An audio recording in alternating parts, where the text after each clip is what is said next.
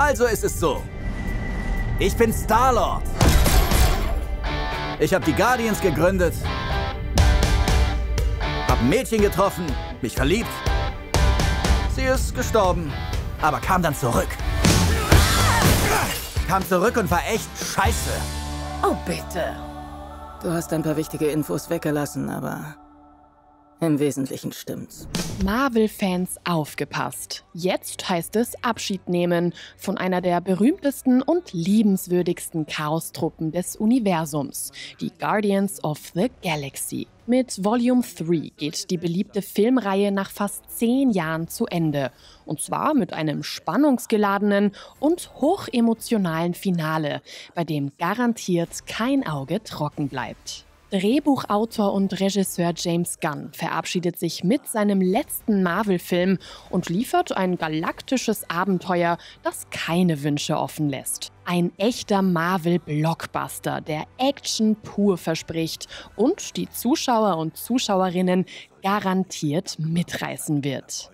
Wie es für den Cast war, nach so vielen Jahren ein letztes Mal in die Rollen zu schlüpfen, die ihre Karrieren so stark geprägt haben und was sie an ihrer Marvel-Zeit am meisten vermissen werden, verraten die beiden HauptdarstellerInnen Chris Pratt und Zoe Saldaña im Interview. Hi, yes. Hi. Swan. Okay. Hi. I'm really happy to talk to you today.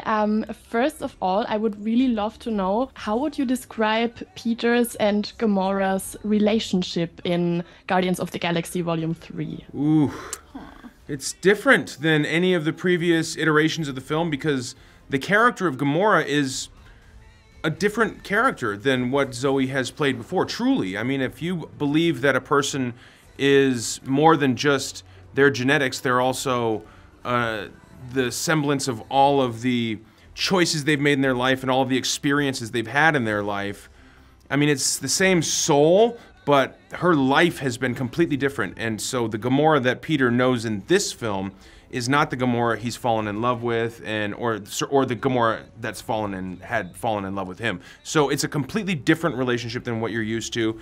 But Peter would love nothing more than to find a way back into her heart. Yeah, that is so romantic. As it's the ending of the trilogy, I would really like to know, what will you miss the most? I'm guessing probably not the green makeup. Oh, right. I think it's so funny because it only sucks when you wake up, when that alarm clock goes off and it's 2:30 or 3:30 in the morning. That's when you really, really hate your job. But as soon as you arrive, we've all become a family. We've been able to keep the same teams that have done our makeup, at least for Dave and I, and also for Palm as well. So 10 years later, it's not just the same director and the same studio and the same wonderful cast. It's also the same team, because James is really loyal and he likes working with the same people.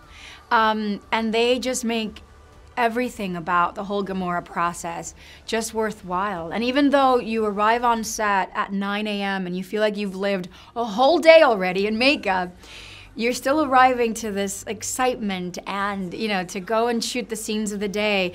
And I remember not a day went by where I didn't appreciate the fact that I was there and all that trouble that I have to go through to get to, you know, the set. It was just a reminder that what we do is so important. You know, even though it's set, you know, against this backdrop of fantasy and galaxy and superheroes and science fiction, it's still pretty darn cool. Vergiss nicht, wer wir sind. Wir sind unser ganzes Leben weggelaufen.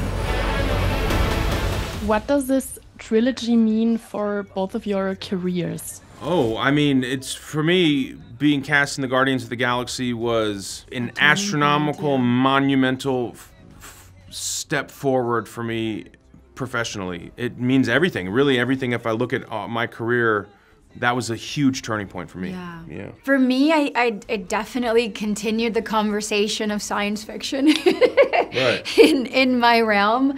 I feel like it was a huge turning point for me as a person as well. There's just something really, what is the word? Humildad. It gives you a lot of humility when you get to come back to an event or an experience with the same people, and you just get to grow. And that to me was really wonderful. And you get to witness people around you growing. Right. You're not just professionally, but personally as well. Yeah. There's a lot of things that happen to many of us. A lot of life. Throughout 10 years, good and bad, highs and lows. And at the end of the day, we've still proven to be the same individuals, just wiser. Yeah. So that has been sort of like the biggest takeaway for me.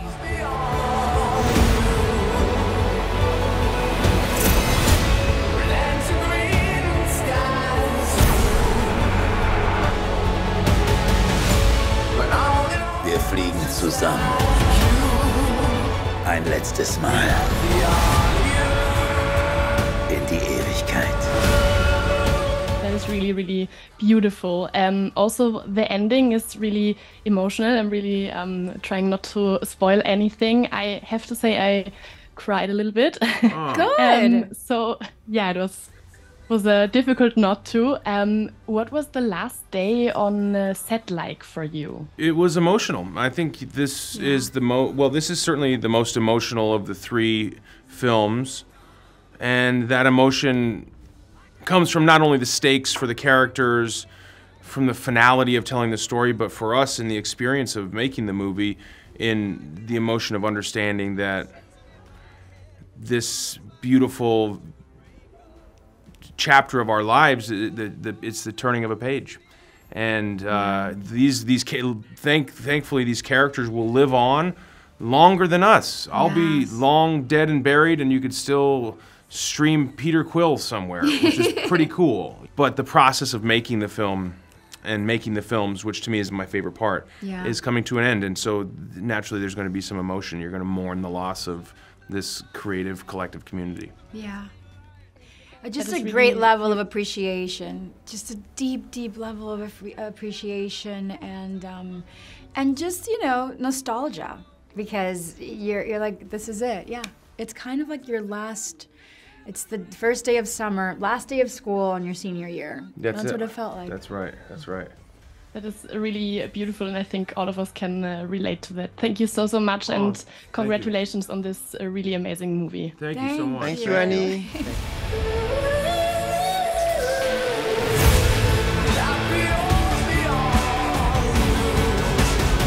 Wir bringen jeden um, der uns in die Quere kommt. Nein, wir werden niemanden umbringen. Nur ein paar Leute. Gar keine Leute. Wir bringen einen um, einen Dummen, den keiner liebt.